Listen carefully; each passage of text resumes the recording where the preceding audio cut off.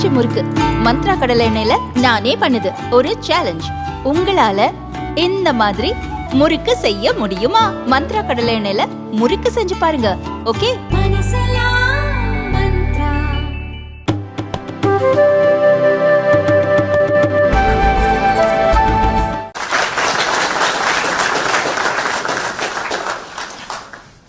A few of my students came to me and they asked one simple question. It's like, what does his day-to-day as the leader of opposition look like? So can you tell them what exactly do you do in that role? Yeah, first, thank you very much for coming here. It's an honor for me to come and lovely to see so many people from back home, so many students.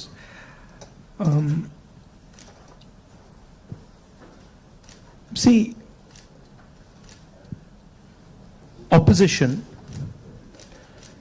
at its heart is the voice of people. So if you have parliament, of course there's a whole sequence of events that go on, but what you're generally thinking about is where and how can I raise issues of the people of India?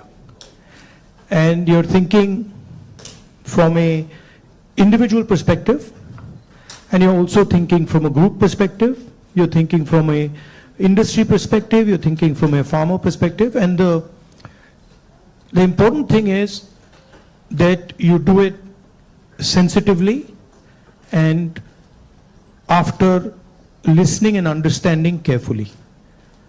So very often,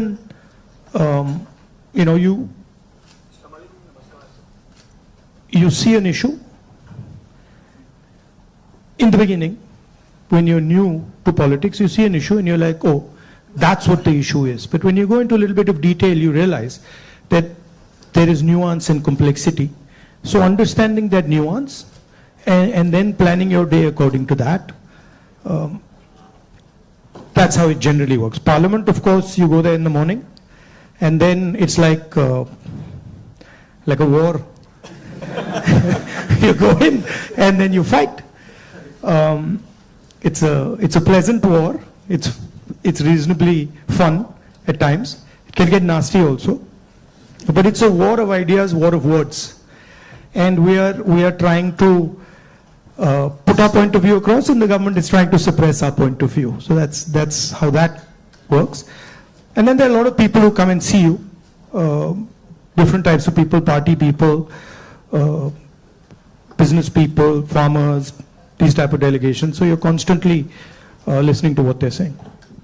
So you just mentioned that you look at issues in a certain way differently. Now, thinking about your career as a politician, the first time you got elected and this time, has there been a change in the way you look at these issues and your mind thinks differently about how to go about them? Quite differently. Now I'm coming to the conclusion that listening is much more important than speaking. Right? And listening doesn't just mean that I come there and I listen to you. That's not listening. That somebody you're talking to me and I'm looking at you and I'm hearing what you're saying, but I'm not listening. Listening is a completely different thing. Listening is putting myself in your position. So if you're a farmer, going into the person's life, going into the person's day-to-day life, and then understanding what he's trying to tell you. So listening is fundamental. And then understanding the deeper dynamics. So you then are not just swimming around on the surface, you're raising fundamental issues, and you don't go raising every single issue. You focus clearly and you're like, okay, this is important, I got to raise this. This is something important, I got to fight for this. This is something important, I got to fight. So you choose your battles much more carefully. I think you hit it on the head, that prioritization. So very good definition of political strategy or business strategy. Understand clearly what you don't want to do. So don't sit there doing 50, 100 different things. Understand clearly जो नहीं करना है उसको पहले समझो, परे कर दो. And then उसमें से 3-4 चीजें निकलेंगी, and then that's what you got to focus on. Well, I think back to the students, that's what we talk about. So this time you're hearing from Mr. Gandhi himself about prioritization. Now, a few things that you mentioned just takes me back a few months. A very unprecedented event happened in terms of the Yatra. Personally, for me, a 30-minute walk on the treadmill, you can see 4,000 kilometers and connecting with people in a very different way. How has that changed your perception about people, and how has it helped you connect with people differently? See, the first question to ask is why were we walking 4,000 kilometers? Right? You know, it's what created the need for us to do this? And the reason is that all avenues of communication in India were shut. Every single avenue, no matter what we did, it was all shut. We spoke in Parliament, that's not televised. We go to the media, they don't pick up what we say. We even go with documents to the legal system, nothing happens. So, all our avenues were shut. And for a long time, we literally couldn't understand how to communicate. And then suddenly we hit upon the idea कि भाई अगर media आपको लोगों के पास नहीं ले जा रहा, इंस्टीट्यूशनल सिस्टम आपको लोगों के पास नहीं ले जा रहा, तो फिर डायरेक्टली चले जाओ.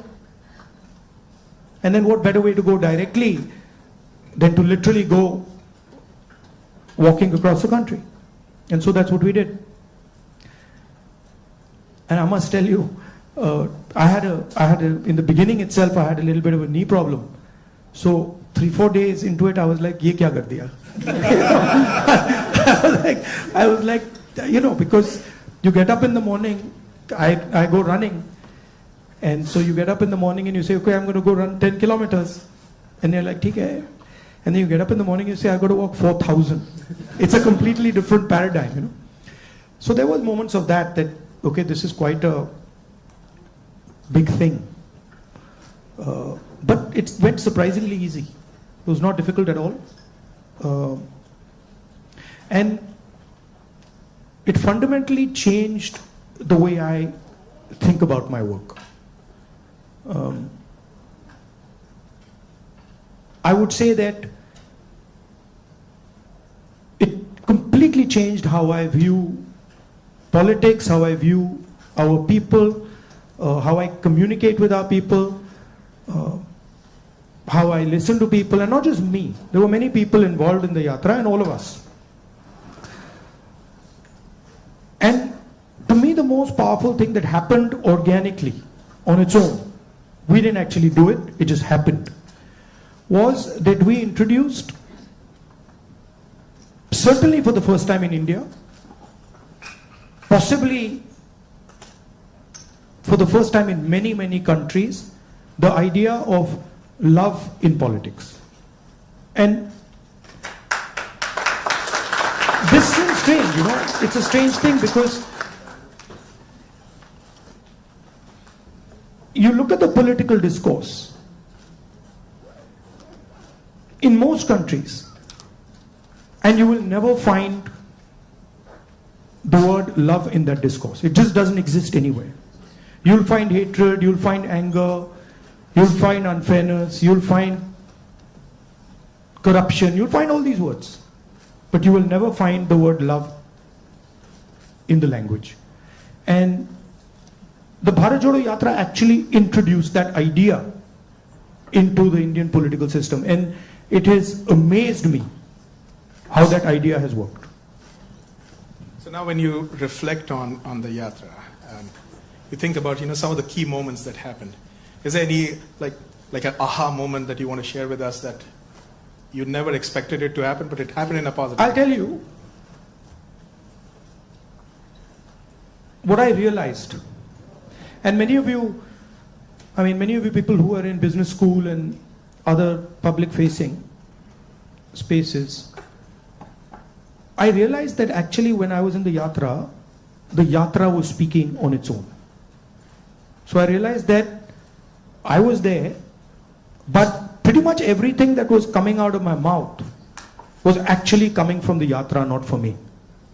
Right? So there was thousands of people, they were telling me things, it was going, I was listening to them, they were telling me things, and then their words were coming out of my mouth.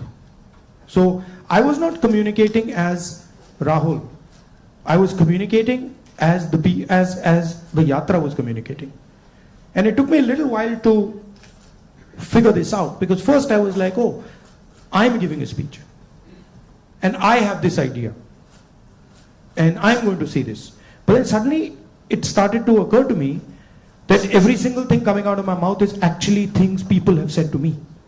And the most beautiful example of this was this slogan that came, which is नफरत के बाजार में मोहब्बत की दुकान खोल रहे हो, right? Now you're clapping, but the slogan did not come, it was not my slogan, right? It was not even a slogan of the organizers.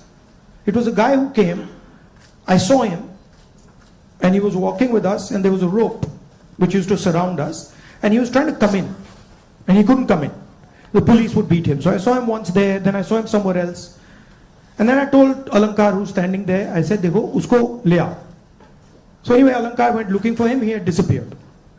Then after some time he came out, he charged through the police, and then he pointed at me like that.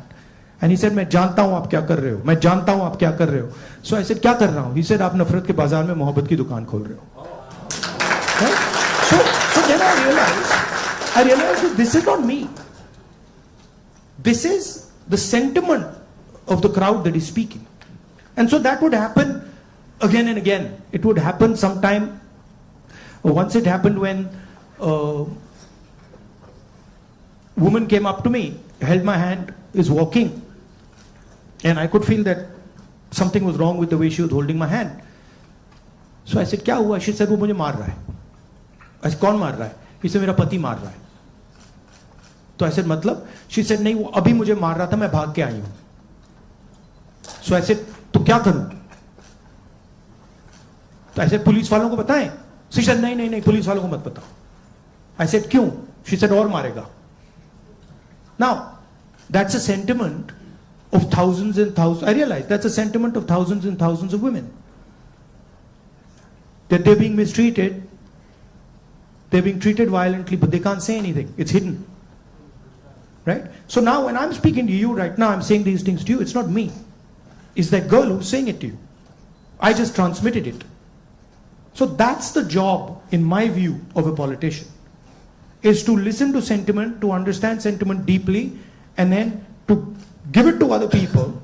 Right? Like I can see the faces here of the women versus the men. And when I'm saying that, I can see the faces of the women are different. They're reacting completely differently to what I said because they're understanding that. They're like, oh yeah, I've been through that before. Right? So that's the idea. The idea is not that Rahul Gandhi has some fantastic vision for the country and now he's going to project the vision to the country. The idea is, what is the country saying? What is the country feeling? Right? So, in our system, I always used to wonder why this idea of sort of annihilation of the person. You know, if you look at Mahatma Gandhi, you see him in a sense destroying himself. You know, when he's in university, if you see his pictures, they're very nice suit, very nice hair combed, and then slowly you start to see that those things start to fall away. His clothes fall away, his fancy suits fall away, everything falls away. So there's a sort of almost a destruction of the person taking place. And you can see this in many of our leaders. And the reason it's happening is because the person is actually dying and the voice of other people is taking over. right? I don't know, I'll give you an example. Do you know what devta means in the term devta? Do you know what it means? Yes. No. No, it doesn't mean God. The deity. No, it doesn't mean the deity. So devta in India actually means a person whose internal feelings are exactly the same as his external expression. Meaning he's a completely transparent being. Right? It does not mean God. So if this person tells me every single thing that he believes or he thinks, and he tells it to me, that's the definition of devta. Right? It's the idea that you destroy yourself. Right? So to me, that is interesting about our politics. How do you suppress your own ideas?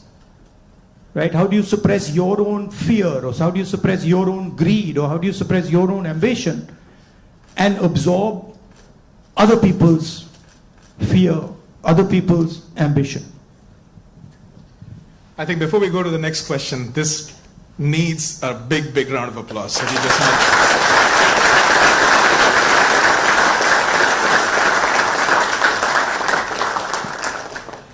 if you look at our big leaders, and historically, and you can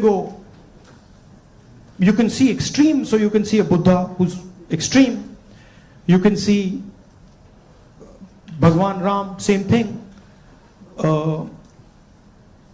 you can see Mahatma Gandhi. The basic idea is the destruction of the identity. The basic idea is the destruction. No. The basic idea is the destruction of the self, right? And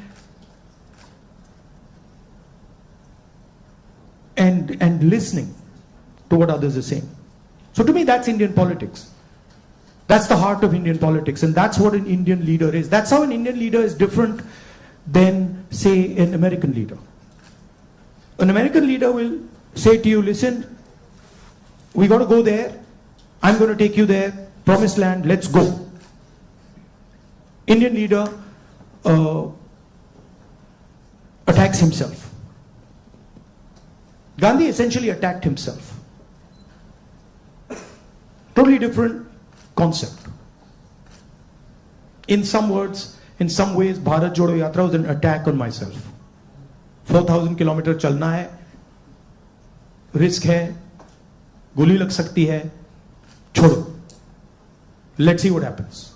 So then that generates a completely different way of thinking and a completely different relationship with people. You know? Idea of Shiva, basically. When they say Shiva is the destroyer, what is he destroying? Himself. That's the idea. Right? He's destroying his ego, he's destroying his structure, he's destroying his beliefs. So Indian political thought, Indian political action is all going inwards. But I mean, I think we might be getting too philosophical. So a good scientist is also that. I agree. Or a good engineer is that. Good yogi is that. In fact, if you're good at pretty much anything, you are destroying yourself in some way. I need a pause for that. One of the important threads in this fabric that we talk about is the youth, and they have a very strong role to play. And especially when you look at US and India, and I see all the students that come in, one of the greatest joys for us here is to work with our students. They just energize us beyond limits. More than 300,000 of them are in the US. About 4,000 of them from India are here at UTD. Where do you see them playing a role in the large scheme of things that India is poised towards? These ambassadors who are sitting here, and of course there are some who have come before and are doing great things here in the US.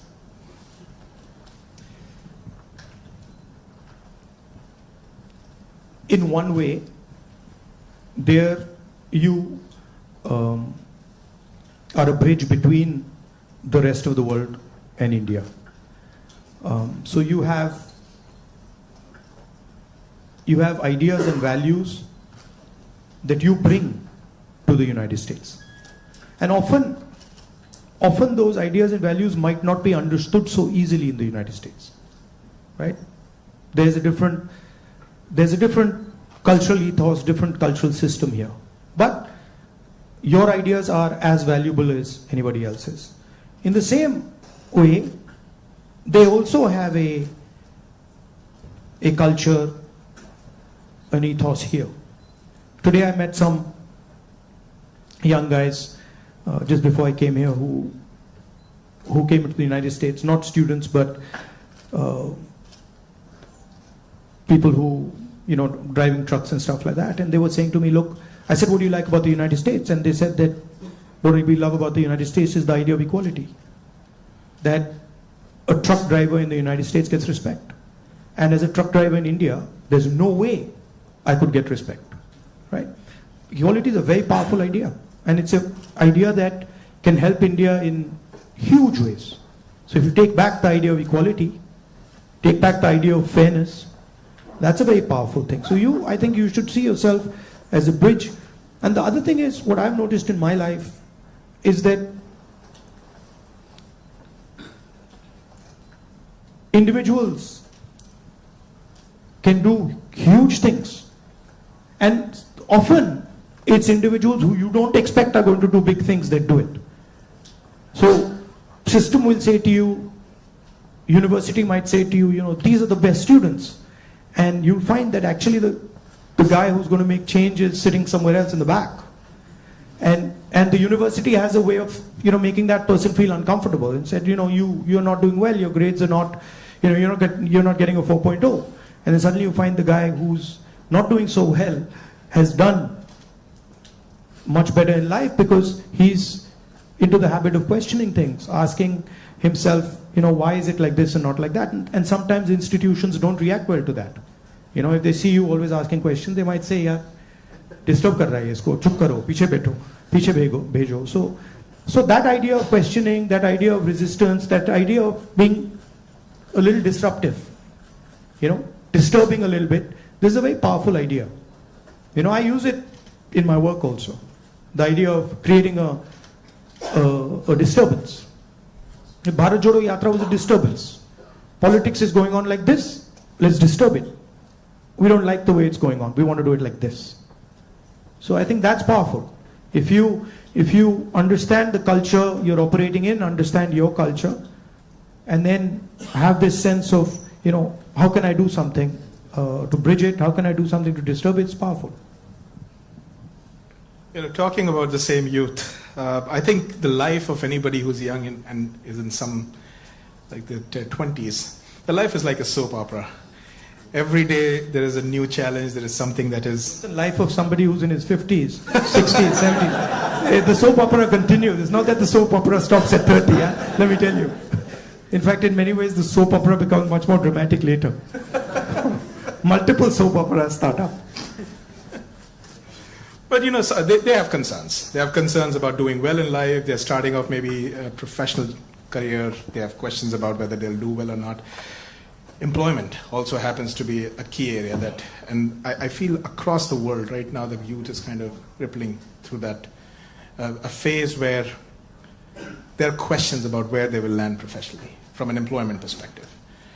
So when we connect any sentence which has the word youth and employment in the same sentence, it's a cause of worry at a lot of places at a lot of different levels. What do you have to say about employment and our youth? See, first of all, let's be clear. Not everywhere on the planet has an employment problem. Okay? The West has an employment problem. India has an employment problem. But there are many countries in the world that don't really have an employment problem. China certainly doesn't have an employment problem. Vietnam doesn't have an employment problem. So there are places on the planet that are not struggling with unemployment. There's a reason. If you look at the United States in the 1940s, 50s, and 60s, they were the center of global production. Anything that was made, cars, washing machines, TVs, all made in the United States. Production moved from the United States. It went to Korea, it went to Japan, eventually it went to China. And if you look today, China is dominating global production. You go to India, you look at the phones, you look at the furniture, you look at clothes, you see on the back, made in China. That's a fact, right? So what has happened? The West, America, Europe, India has given up on the idea of production and they've handed it to China. The act of production creates jobs. What we do, what the Americans do, what the West does, is we organize consumption. Okay? Uber is organizing consumption. Okay? Foxconn is organizing production. Mahindra organizes production. Bajaj organizes production. These are the guys who create the jobs. And that is the problem. You're never going to employ India using IT, using consumption. It's not going to happen. So India has to think about the act of production and organizing production. And India has to, it's not acceptable that India simply says, okay, manufacturing, what you call manufacturing or production is going to be the preserve of the Chinese, it's going to be the preserve of the Vietnamese, it's going to be the preserve of the Bangladeshis, right? Bangladesh completely outcompetes us in textiles. Regardless of the problems they're facing right now, they wiped us off. They wiped us clean in textiles, right? So we have to reimagine how to produce in a democratic environment. Until we do that, we will face high levels of unemployment. And frankly, it's not sustainable. So you're going to see that if we carry on down this path of forgetting about manufacturing, you're going to see massive social problems coming in India and in the United States and in Europe, right? The polarization of our politics is because of this. We're getting ready to ask a few questions from the audience. Can we have the runners with the mics? But while we do that, Rahulji, in this, what you just spoke about, that even if people are fine with the way their jobs are and they're secured, we have a new challenge in the name of AI. And there's a lot of fears around that AI is going to take jobs away. Do you feel so as well? Again, see, every time you get a new technology, the argument is made that it's going to take jobs away, right? When computers first came, it's going to take jobs away. When calculators first came, it's going to take jobs away. ATMs came, it's going to take jobs away. Okay, this is a fact. Now, what happens is, it does take jobs away from some people and then transfers them to other people, right? So, I'm not of the view that jobs will vanish, but different type of jobs will be created and different types of systems will benefit more or less, right? I think, for example, the IT industry in India is going to have a real big serious problem because of AI. But I don't really think a Bajaj making scooters is going to have such a big problem, right? So it's going to hit different people differently. It's going to take away some jobs, it's going to add some jobs. And if you're positioned properly, it's an opportunity. And if you're positioned badly, you're in trouble. I mean, I remember Mr. Vajpayee gave a speech that Indians don't need computers, right? And Somebody else gave a speech that Indians don't need English. Computers created millions of jobs in India. It's a fact. So it depends. It depends how flexible you are and how well you're looking at the future. Thank you so much. We do have some folks here who would like to ask a few questions. So, can we get a mic here, please? Mr. Shroff, right here. Oh, Okay. First, let me. Okay. I have two questions. So first of all, thank you for the opportunity. let's keep it to one question, please. Yeah. Yes, one question. So India has a young population. So what are your plans to modernize the education system and bridge the gap between the education system and employability? That is the first question. Let's keep it to sure. one, please. Thank you. Nimish. Should I just answer this one, or you want to get? Okay. I'll try. I think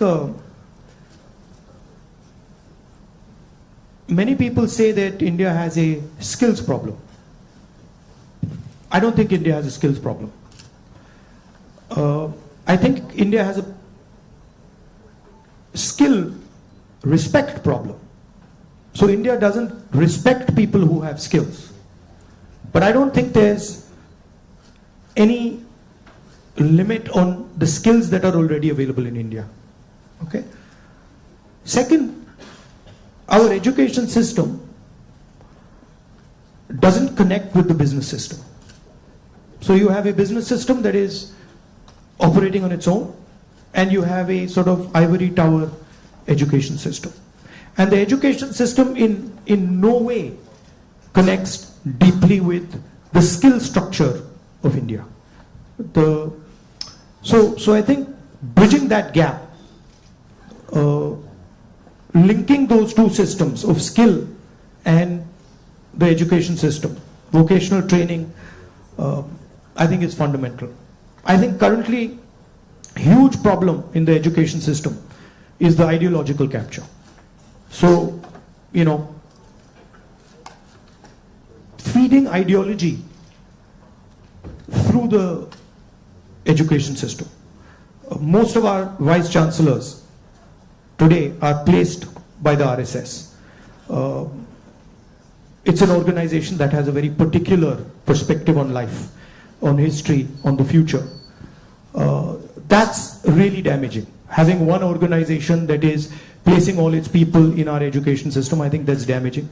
So ensuring that people who run our education system are independent, are not, you know, ideological, or are not committed to sort of a particular way of thinking, I think is important. Thank you. Dr. Gupta. Rahulji, I have a question. What's your vision of creating growth in the industry, manufacturing? No, I don't see. Again, what I think is not as important as what the large mass of Indian people think, right? One problem that you simply cannot solve if you continue on the direction we're on is giving our blue collar workers jobs. You simply, if you carry on this road, you simply cannot do that, right? The only way you're going to give our large mass of people jobs is if you start producing things, if you start manufacturing. And the foundation of manufacturing, you don't just start manufacturing cell phones, right? It is a sequence, right? So you have to go up the value chain if you want to manufacture. A lot of people say, oh no, you can manufacture cell phones directly. Well, cell phones are not being manufactured in India. Cell phones are being assembled in India. It's a different thing. Meaning components are coming from China and those components are being assembled in India, right? The reason China can develop those components is because they have a huge infrastructure that has manufactured many different things, many different types of things before. So you cannot get away from that basic stuff. And I think you have to have a vision for production. For example, our GST is designed against production. It rewards consumption, it punishes production. States that produce are harmed, right? Large monopolies, huge monopolies harm production, right? They influence the policy regime so that players cannot produce. So these are some of the things that you would have to look at if you want India to start producing. I'm convinced India can produce with no problem. I'm convinced that India can take on China if you start aligning the country for production and if you start respecting skills. I'm absolutely convinced of it. And states like Tamil Nadu have already shown it. Right? It's not that Indian states have not done it. Pune has shown it, Maharashtra has shown it, Tamil Nadu has shown it, Karnataka to an extent has shown it. Right? So it is being done. But it's not being done at the scale and with the coordination that it needs to be done. I'll give you an example. You take any district in India, you will find that there is a historical network that produces there. You go to Moradabad, you will find brass, right? You go to Mirzapur, you will find carpets. You go to Bellary, you will find jeans. So each district has a traditional network of production. Now, how much support are those people getting? You want to create a brass industry, create it in Moradabad. Open the banks to them, infuse technology, support them, and I guarantee you, they will take on China. Right? And you can do it in every district. You support the Bellary jeans industry, you put in a couple 100 crores into that thing, you open the doors of banks to them, I guarantee you they'll get to work. Right? But currently, I mean a simple statistic, 16 lakh crore rupees of bank loans have been forgiven to 25 people. 25 people. Right? Do you realize how many industries you could set up with that? And they've just been forgiven. Right? When we forgive farm loans and we say, okay, we're going to forgive 70,000 crores for all India's farmers, the press suddenly jumps up and down. And 16 lakh crores have been forgiven without a word. And whose money is it? It's taxpayers' money. Where's it come from? It's come from your pockets. So why should 20 people get this massive free gift? Why should one person, suddenly have all the ports, all the airports, all the defense contracts? What is happening when you do that? You're taking away money from people. Instead of having one business that runs all the airports in the country and one business that runs all the ports, you could have 10, 15, 20. Right? So it's all destruction of economic activity. Thank you. We can take something on this side. Can we have the mic? Can we please have the mic here? Rakshit, go ahead.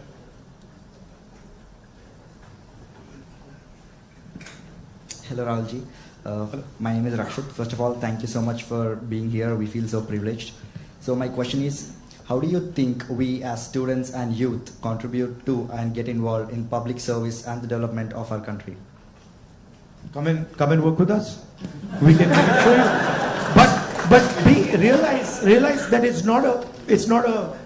neither is it easy, and it's not fun all the time. It can be unpleasant, it can be hard, but it's got its, you do get gratification from it, but it's not easy. And if any of you are interested in it, we run internships and we put people into our system and train people. Thank you. We had a question here, Mr. Shroff. Rahulji, first of all, thank you for coming here and gracing UTD with your presence. I'm a faculty and I also represent a lot of students, so I'd like to ask, for everything we look at it and say there is always something you can even do better for something that you haven't done successfully. So looking back, Bharat Jodo Yatra was so successful. Couple of things what you could have done differently if you did it now. No, look, every single thing that you do, I mean, I'm sure if we sit down and say, okay, Bharat Jodo Yatra, we could have done it better, right? There's nothing that you do that you couldn't have done better or you can't do better. And that's just how life works. And these are choices. So I don't think I've ever done anything perfect in my life. And I don't think I will ever do anything perfect in my life. But it's a learning experience, right? So you start off, you try something, doesn't work, you do it again, and then it works. Yeah. Thank you. Take another question. One thing that I didn't think was important, because of something my father said to me once, which is strange, which turns out is quite important, which is that once my father told me, look, if you work properly, you don't need to tell anybody about it. Work speaks for itself. But it's actually not true. It's a strange thing, it's not true. You've got to communicate it. And the one thing I have fundamentally changed is that earlier I would do something and I wouldn't communicate it. And now I do something and I communicate it. It's not actually my nature. My nature is actually just to do it and not communicate it. But I think it is important that you communicate. It should be a two-way traffic. Yeah.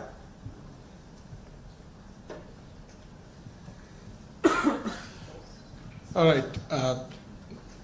Yes, let's go there. Can we have the mic? My eyes feel like a lot of machine right now. I'm trying to pick up which one I see. Where is the mic? Jitesh? Go ahead.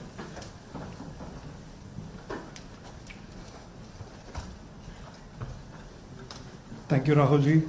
So, as my friend Rakshit was saying, like public into service or public into politics, which one you prefer? Like one Indian youth should be more into service or like complete into politics? Look, don't have a rigid idea of what political action is. And in the same way, don't have a rigid idea of what service is. Those two can overlap, right? Politics is much broader than fighting elections or giving speeches, right? Politics is about influencing how people think, and you can be very political and not be directly involved in the political system, right? Or you can be deeply involved in the political system and not be doing politics at all. So I don't think you should think that those are two different avenues. You should do what you like. And in what you like, you can do politics without a problem. I think we have time for another couple of questions, right? So, Dr. Mehrotra, can we have the mic here, please?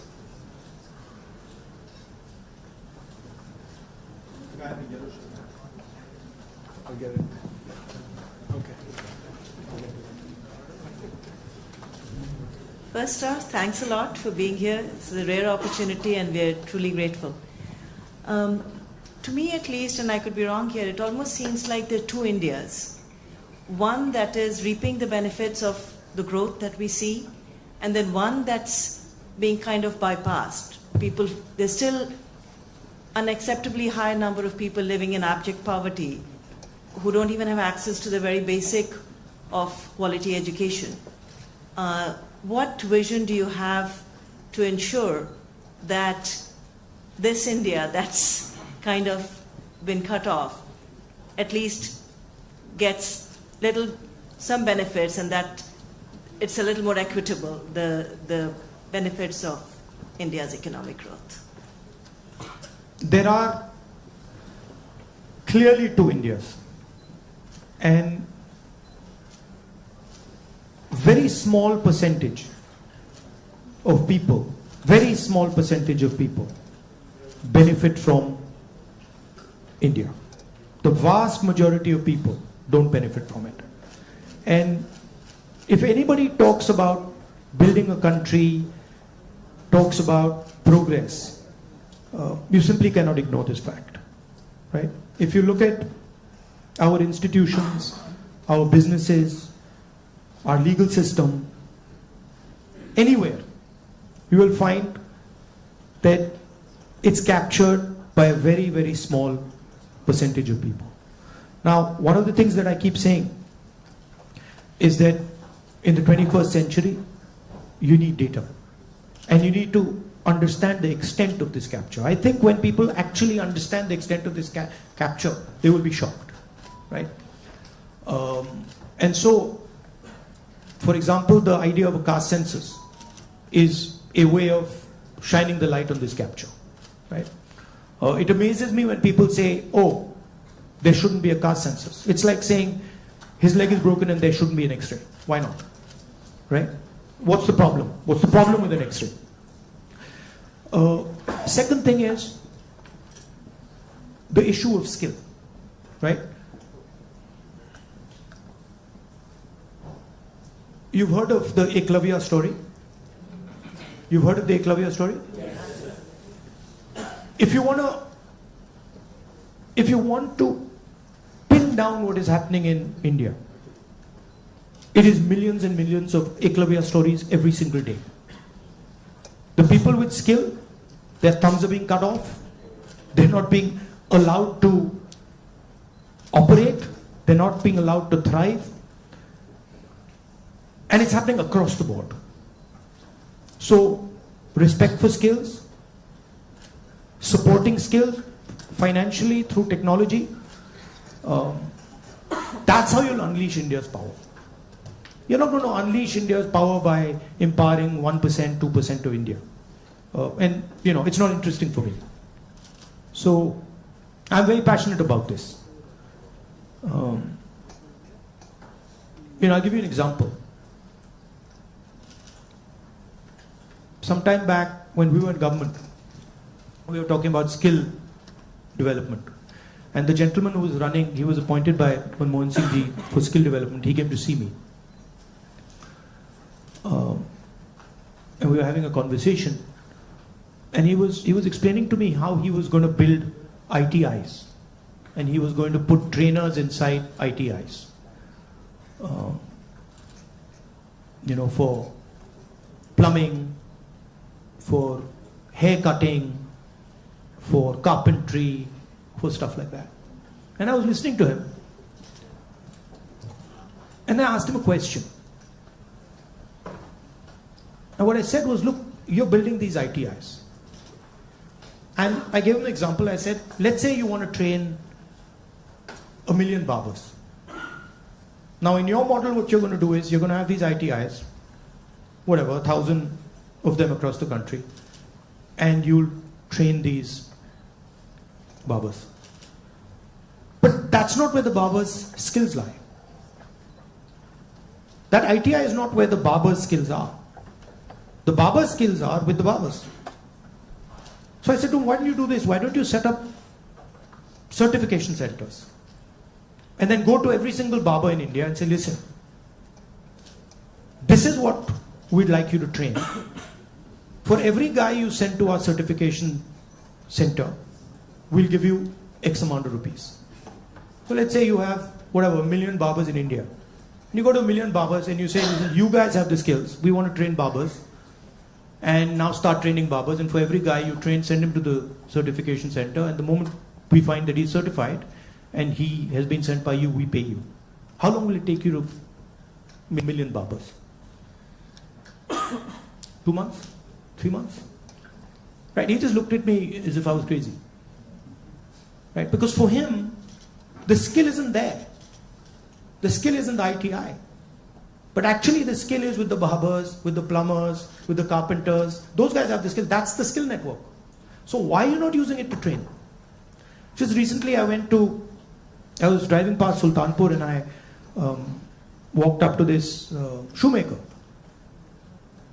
It was amazing because the guy says to me, you know, I said, what's your biggest problem? He says, I've been working here for 40 years and nobody has ever respected me. So he says to me, the only man who has ever respected me is my father.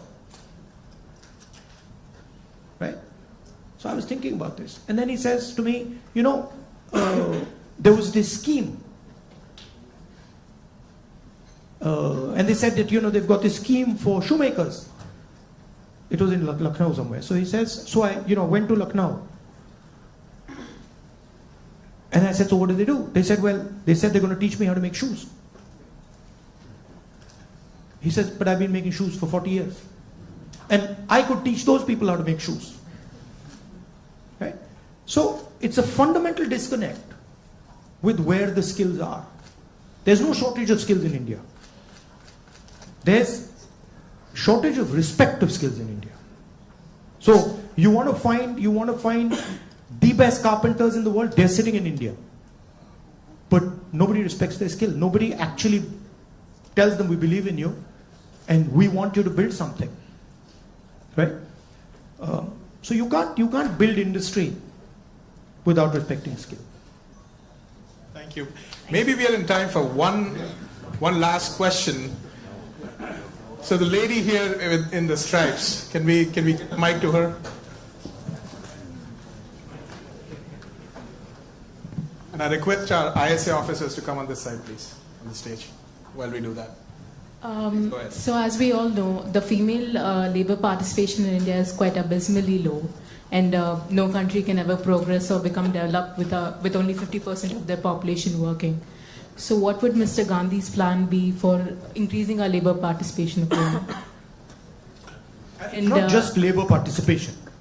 It starts with a bad attitude that Indian males have towards women. And I don't mean every single Indian male, but a large number of Indian males' attitudes towards women is just, it's ridiculous, right? So it starts there. And it's a particular way of thinking about women. And we see it in the political system, we see it in the business system, we see it everywhere. So I'm very big, number one, on political participation of women. Reservation bill to start with. Ensuring that women get into business. Ensuring that women are supported financially if they want to open their business. And then making sure that it is made easier for women to participate, right? Women have their own particular issues that you need to take care of before they can start to participate. So I think the first thing is of thinking of women the same way you think of men, right? That they can do anything men can do, if not better, and that they are equal and better in many, many things. Yeah. Also, by the way, this is part of the ideological fight between the BJP and us, right? The BJP and the RSS believe that women should be restricted to a particular role. They should stay at home, they should cook the food, they should not talk too much, right? And we believe that women should be allowed to aspire to whatever they want to do. Well, Mr. Gandhi, if I just say that it was great having you on campus, that is a big, big understatement. But can we give him a round of applause?